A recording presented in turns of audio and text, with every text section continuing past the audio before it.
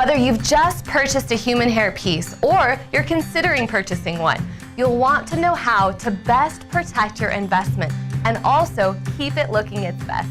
In this video, we'll talk about how to prevent excessive tangling, frizzing, dryness, and shedding of your human hair wig or topper. Tangling in human hair is common, especially in longer styles. Here are 3 things you can do to prevent this. Use your paddle brush throughout the day, paying special attention to the nape area where the hair touches the shoulders. Wear smooth, non-textured clothing. Wearing certain fabrics like wool may cause tangling due to rubbing. Another cause of tangling can be the cap size. Check your head measurements and your wig cap size for the perfect fit. If your wig cap is too large for your head, the cap material will fold over, causing the hair to rub against itself and tangle. Visit your alternative hair expert to have your wig customized to your head size. To prevent your human hair wig from looking frizzy or dull, you will need to blow dry it after washing. Air drying your human hair piece is not recommended, as the hair will tend to frizz and not have a polished look.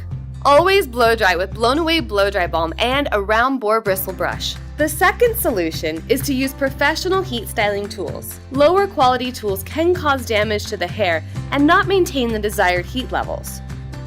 To prevent your human hair wig from feeling dry or brittle, there are 2 things to remember. Deep condition hair every 3 to 5 washes. Deep conditioning treatments add moisture and longevity to the lifespan of the hair. Also, set your professional heat styling tool to 350 degrees Fahrenheit and use heat treat thermal spray to protect the hair.